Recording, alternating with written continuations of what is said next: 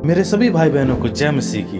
आप सब लोग कैसे हैं? आज हम पढ़ने जा रहे हैं मत्ती की पुस्तक अध्याय 5। शुरू करने से पहले मैं आपसे ये कहना चाहता हूँ कि ये अध्याय आपके लिए बहुत आशीषित होने वाला है, क्योंकि ये अध्याय आपको तैयार करेगा स्वर्ग राज्य के लिए। वीडियो को अंत तक देखें और बहुत सारी आशीषों को प्राप्त करें। तो आइए चलिए शुरू करते हैं। वह इस भीड़ को देखकर पहाड़ पर चढ़ गया और जब बैठ गया तो उसके चेले उसके पास आए और वह अपना मुंह खोलकर उन्हें यह उपदेश देने लगा। धन्य है वो जो मन के दीन है, क्योंकि स्वर्ग का राज्य उन्हीं का है। धन्य है वे जो शोक करते हैं, क्योंकि वे शांति पाएंगे। धन्य है वे जो नम्र है, क्योंकि वे पृथ्वी के अधिकारी होंगे। धन्य है वे जो धार्मिकता के भूखे और प्यासे हैं, क्योंकि वे तृप्त किए जाएंगे। धन्य है वे जो दयावंत है, क्योंकि उन पर दया की जाएगी। धन्य है वे जिनके मन शुद्ध है, क्योंकि परमेश्वर को देखेंगे। धन्य है वे जो मेल कराने वाले हैं, क्योंकि वे परमेश्वर के पुत्र कहलाएंगे। धन्य है वे जो धार्मिकता के कारण सताए जाते हैं, क्योंकि स्वर्ग का राज्य उन्हीं का है। धन्य हो तुम जब मनुष्य मेरे कारण तुम्हारी निंदा करे और सताए और झूठ बोल बोल कर तुम्हारे विरोध में सब प्रकार की बुरी बातें कहे। तब आनंदित और मगन होना, क्योंकि तुम्हारे लिए स्वर्ग में बड़ा फल है, इसलिए कि उन्होंने उन भविष्यवक्ताओं को जो तुमसे पहले थे इसी रीति से सताया था। तुम पृथ्वी के नमक हो, परंतु यदि नमक का स्वाद बिगड़ जाए तो वह फिर किस वस्तु से नमकीन किया जाएगा? फिर वह किसी काम का नहीं, केवल इसके कि बाहर फेंका जाए और मनुष्यों के पैरों तले रौंदा जाए। तुम जगत की ज्योति हो। जो नगर पहाड़ पर बसा हुआ है वह छिप नहीं सकता, और लोग दिया जलाकर पैमाने के नीचे नहीं परंतु दीवट पर रखते हैं, तब उससे घर के सब लोगों को प्रकाश पहुंचता है। उसी प्रकार तुम्हारा उजियाला मनुष्यों के सामने चमके, कि वे तुम्हारे भले कामों को देखकर तुम्हारे पिता की जो स्वर्ग में है बड़ाई करे। यह ना समझो कि मैं व्यवस्था या भविष्यवक्ताओं की पुस्तकों को लोप करने आया हूँ। लोप करने नहीं परंतु पूरा करने आया हूँ, क्योंकि मैं तुमसे सच सच कहता हूँ कि जब तक आकाश और पृथ्वी टल न जाए तब तक व्यवस्था से एक मात्रा या एक बिंदु भी बिना पूरे हुए नहीं टलेगा। इसलिए जो इन छोटी से छोटी आज्ञाओं में से किसी एक को तोड़े और वैसा ही लोगों को सिखाए, वह स्वर्ग के राज्य में सबसे छोटा कहलाएगा। परंतु जो कोई आज्ञाओं का पालन करेगा और उसे सिखाएगा, वही स्वर्ग के राज्य में महान कहलाएगा। क्योंकि मैं तुमसे कहता हूँ कि यदि तुम्हारी धार्मिकता शास्त्रियों और फरीसियों की धार्मिकता से बढ़कर ना हो तो तुम स्वर्ग राज्य में कभी प्रवेश करने ना पाओगे। तुम सुन चुके हो कि पूर्व काल के लोगों से कहा गया था कि हत्या ना करना, और जो कोई हत्या करेगा वह कचहरी में दंड के योग्य होगा। परंतु मैं तुमसे यह कहता हूँ कि जो कोई अपने भाई पर क्रोध करेगा वह कचहरी के दंड के योग्य होगा, और जो कोई अपने भाई को निकम्मा कहेगा वह महासभा में दंड के योग्य होगा, और जो कोई कहे अरे मूर्ख, वह नरक की आग में दंड के योग्य होगा। इसलिए यदि तू अपनी भेंट वेदी पर लाए और वहां तू स्मरण करे कि तेरे भाई के मन में तेरे लिए कुछ विरोध है, तो अपनी भेंट वही वेदी के सामने छोड़ दे और जाकर पहले अपने भाई से मेल मिलाप कर और तब आकर अपनी भेंट चढ़ा। जब तक तू अपने मुद्दई के साथ मार्ग ही में है, उससे झटपट मेल मिलाप कर ले। कहीं ऐसा ना हो कि मुद्दई तुझे हाकिम को सौंपे और हाकिम तुझे सिपाही को सौंप दे और तू बंदी गृह में डाल दिया जाए। मैं तुझसे सच कहता हूँ कि जब तक तू कौड़ी कौड़ी भर न दे तब तक वहाँ से छूटने ना पाएगा। तुम सुन चुके हो कि कहा गया था व्यभिचार न करना, परंतु मैं तुमसे यह कहता हूँ कि जो कोई किसी स्त्री पर कुदृष्टि डाले वह अपने मन में उससे व्यभिचार कर चुका। यदि तेरी दाहिनी आंख तुझे ठोकर खिलाए तो उसे निकाल कर फेंक दे, क्योंकि तेरे लिए यही भला है कि तेरे अंगों में से एक नष्ट हो जाए और तेरा सारा शरीर नरक में ना डाला जाए।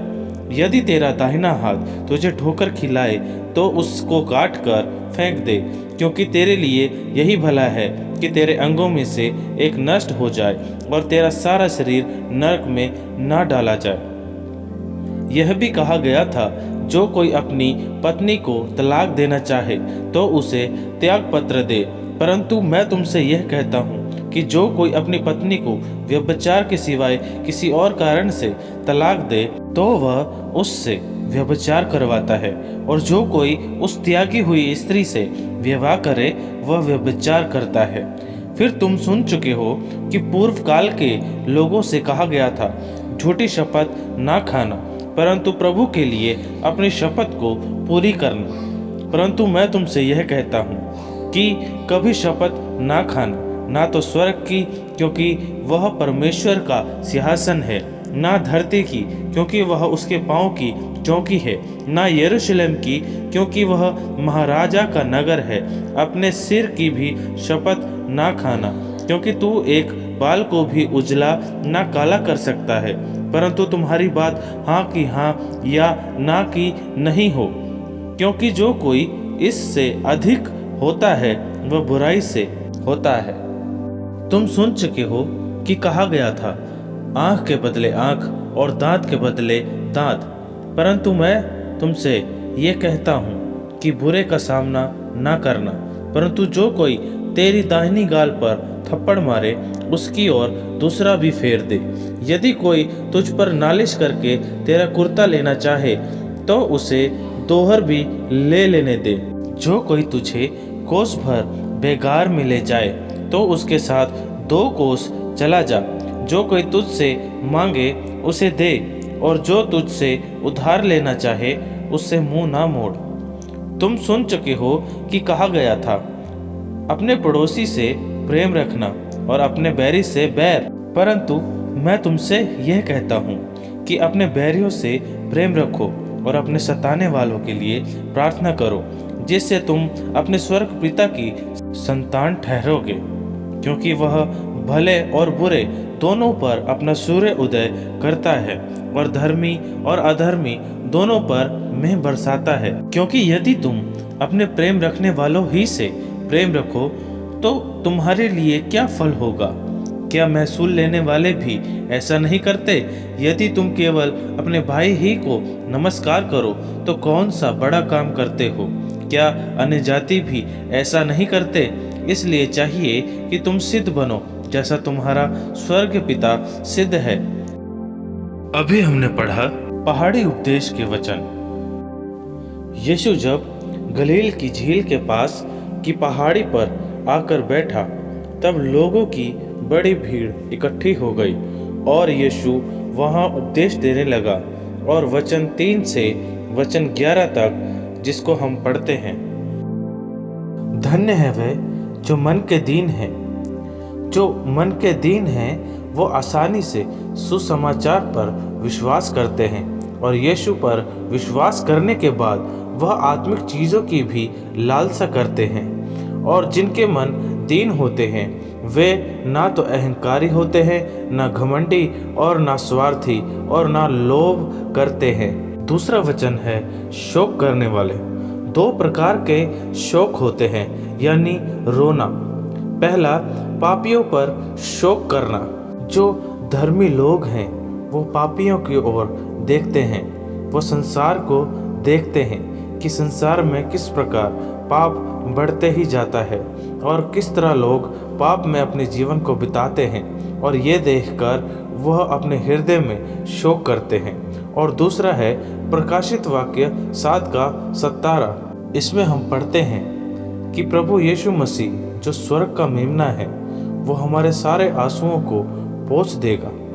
जब हम इन संसार में सताव सहेंगे, जब मसीह में हमें दुख उठाने होंगे, जब पाप धर्मियों को सताएगा, तब हमारा यीशु मसीह बादलों पर आएगा, तब हमारा रोना बड़े आनंद में बदल जाएगा। तब स्वर्ग राज्य हमारा होगा। तीसरा धन्य वचन नम्र। नम्र लोगों का झुकाव प्रभु की ओर रहता है। वे अपना पूरा भरोसा प्रभु पर रखते हैं और पाप से बचे रहते हैं, चाहे वह छोटे से छोटा पाप क्यों ना हो। तो आप भी नम्र बने, अपना भरोसा प्रभु पर डालें, क्योंकि वो ही हमारे लिए सारे मनोरथों को पूरा करेगा, और तब स्वर्ग का राज्य हमारा होगा। और नम्र होने का मतलब हमारे व्यवहार से किसी के प्रति कठोर न रहना, शांत रहना। कभी कभी चुप रहने में ही भलाई होती है, और शांत स्वभाव से सामने वाले इंसान को बदला जा सकता है। और नंबर 4 का धन्य वचन धार्मिकता के लिए भूखे और प्यासे होना। भजन संहिता में दाऊद राजा प्रार्थना करता है कि प्रभु, मैं तेरे लिए प्यासा हूँ, जैसे हिरनी नदी के लिए तरसती है, वैसे ही मैं तेरे मिलाप के लिए तरसता हूँ। जिनके मन में प्रभु के लिए भूख और प्यास होती है, प्रभु उनकी भूख और प्यास जो परमेश्वर के लिए है पूरा करता है। यूहन्ना 4:14 में भी यीशु कहते हैं कि मुझसे मांग, तब मैं तुझे जीवन के जल का सोता बनाऊंगा, जो उम्र भर तक उमड़ता रहेगा। और जिनके मन में प्रभु के लिए भूख और प्यास होती है, वह प्रभु के कामों को करता रहता है, चाहे उसे धन मिले चाहे ना मिले, क्योंकि स्वर्ग का राज्य ऐसो ही का है। और 5वां धन्य वचन दयावंत होना। मसीह लोगों का दयावंत होना बहुत जरूरी है। अगर हम वचन को पढ़ें, याकूब 2 अध्याय और उसका 3 वचन, क्योंकि ऐसा लिखा है, जो दया नहीं करता उसका न्याय भी बिना दया से होगा, और जो दया करता है उस पर दया की जाएगी। जी हाँ, जो दया करता है वो न्याय से जीत जाता है। तो मैं भी आपसे यही कहता हूँ कि आप दूसरों पर दया कीजिए, जैसे मसीह यीशु ने आप पर और हम पर दया की। और 6वां धन्य वचन, जो हमारी जिंदगी के लिए सबसे ज़रूरी पाठ भी है। आज हम देखते हैं कि इस संसार के लोगों के मन कठोर होने के साथ साथ बुरे विचारों वाले, अपने पड़ोसी का बुरा चाहने वाले, गालियां देने वाले और बहुत सी बातें जो बेकार हैं वो मन में भरी हुई हैं। जैसे यीशु मसीह ने कहा लूका 6:45 वचन में कि भला मनुष्य अपने मन के भले भंडार से भली बातें निकालता है, और बुरा मनुष्य अपने मन के बुरे भंडार से बुरी बातें निकालता है, क्योंकि जो मन में भरा है वही उसके मुंह पर आता है। आज इंसान का मन बुराई से भरा है। और 1 यूहन्ना 2 अध्याय 2 और 3 वचन से मैं ये आपको कहना चाहता हूँ कि केवल यीशु ही है जिसकी आज्ञा को मानकर हम अपने मनों को शुद्ध कर सकते हैं। प्रकाशित वाक्य 22:4 में लिखा है, वे उसका मुंह देखेंगे। जी हाँ, जिनके मन शुद्ध होंगे वही यीशु का मुंह यानी चेहरा देख सकेंगे। और यीशु स्वर्ग में है तो स्वर्ग का राज्य उन्हीं का है। और 7वां धन्य वचन मेल कराने वाले। आज अगर हम दुनिया को देखें और ये देखते हैं कि कोई मेल मिलाप से नहीं रहता और कोई किसी का आदर नहीं करता, और प्रेम तो जैसे दिल से निकल ही गया है, पर यीशु मसीह ऐसा नहीं चाहते। वो चाहते हैं कि हम सब मेल मिलाप से रहें, एक दूसरे का आदर करें। रोमियो उसका 14 अध्याय और 19वीं आयत। इसलिए हम उन बातों में लगे रहें जिनसे मेल मिलाप और एक दूसरे का सुधार हो। हमारी बातें किसी को चिढ़ाने वाली ना हो और ना ही घटिया मजाक करें, बल्कि वो बातें जो एक दूसरे के विकास की हों, जिससे वो आशीष पाए, वो बातें करनी चाहिए। और इसी में हमारे यीशु का मन भी है कि हम एक दूसरे से मिले रहें और एक दूसरे को प्रभु की बातों में उत्साहित करते रहें, क्योंकि स्वर्ग का राज्य उन्हीं का है और वो परमेश्वर के पुत्र कहलाएंगे जो मेल मिलाप से प्रीति रखते हैं। 8वां धन्य वचन, धार्मिकता के कारण सताए जाना। पहली बात तो यह है कि जो सताने वाले हैं, मसीह को सताते हैं, उन्हें ये नहीं पता कि वो विरोध किसका कर रहे हैं। बस विरोध करना और सताना, उन्हें इनसे आनंद मिलता है। पर वचन बाइबल हमें बताती है कि 2 कुरिन्थियों 4 अध्याय और 17 वचन, हमारा छोटा सा कलेश उठाना, सहना एक बहुत महत्वपूर्ण और उसकी महिमा को पैदा करने वाला है। और याकूब उसका 1 अध्याय और 2 वचन में इस बात को आनंद की बात कहा गया है।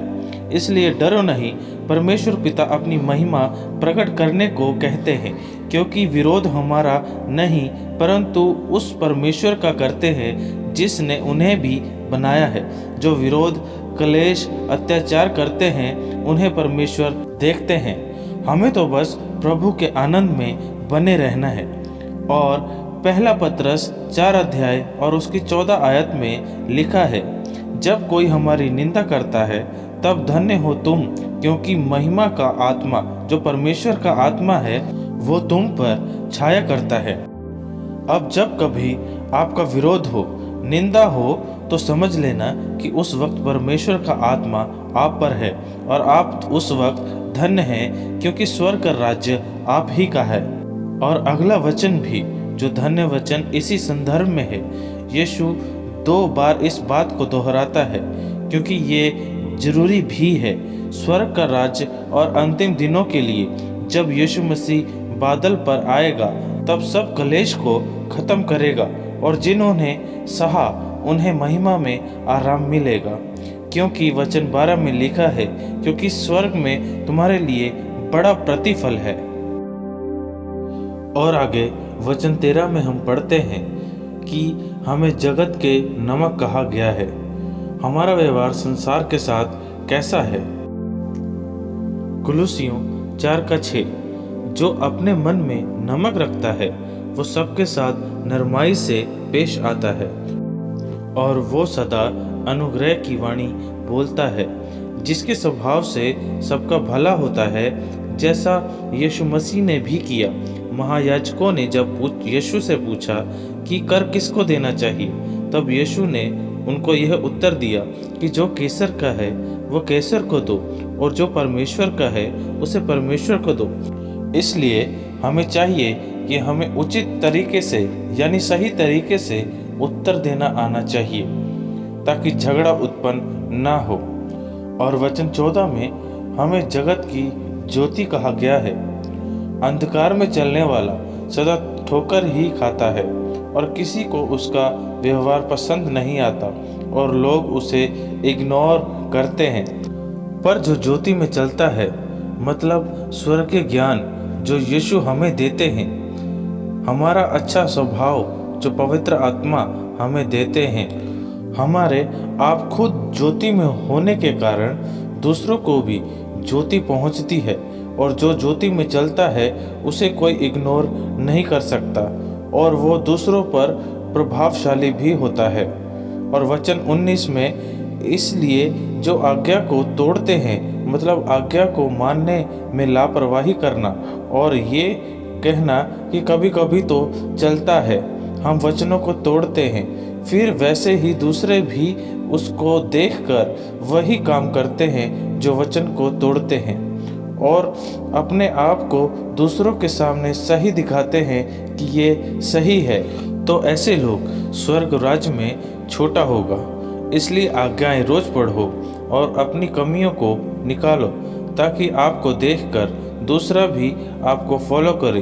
यदि आप बाइबल की आज्ञा मानते हो और उस पर चलते हो और दूसरों को भी यही सिखाते हो, तो लोग आप में यीशु को और उसकी आज्ञाओं को फॉलो करेंगे, और ऐसे लोग स्वर्ग राज्य में महान कहलाएंगे। वचन 21 में हमें अपने भाई पर, अपने आसपास के लोगों को और ना अपने पड़ोसी से लड़ाई और ना उन पर क्रोध करना चाहिए, और ना उनको निकम्मा और ना मूर्ख कहना चाहिए। ऐसा करने से आप यीशु की नज़रों में दंड कमा रहे हो। इसलिए नम्र, शालीनता और प्रेम से अपने भाई के साथ व्यवहार रखो। वचन 27 के अनुसार अब हमें यह समझना है कि व्यभिचार किस रीति से काम करता है। प्रभु यीशु मसीह ने इसे जड़ से पकड़ा है। वचन 28 के अनुसार किसी को बुरी नज़र से देखने से इसकी शुरुआत होती है, और शुरुआत सही नहीं तो आगे भी कुछ सही नहीं होता, और ये शुरुआत व्यभिचार में बदल जाती है और लोग व्यभिचार में खिंचते चले जाते हैं। और इसलिए किसी से मिलने की शुरुआत ही पवित्रता से की जाए, ताकि हम व्यभिचार में ना फंसे और हम लोग नरक की आग से बच जाएं। और ये हमारी आत्मिकता को भी खत्म करता है। वचन 32 में यीशु बताते हैं कि व्यभिचार के सिवाय कोई और कारण नहीं होना चाहिए कि तलाक दिया जाए, और छोटे मोटे झगड़ों से आज लोग तलाक ले लेते हैं। एक दूसरे पर दोष लगाकर झगड़े को इतना बढ़ा देते हैं कि उन्हें तलाक के सिवाय और कुछ नहीं सूझता।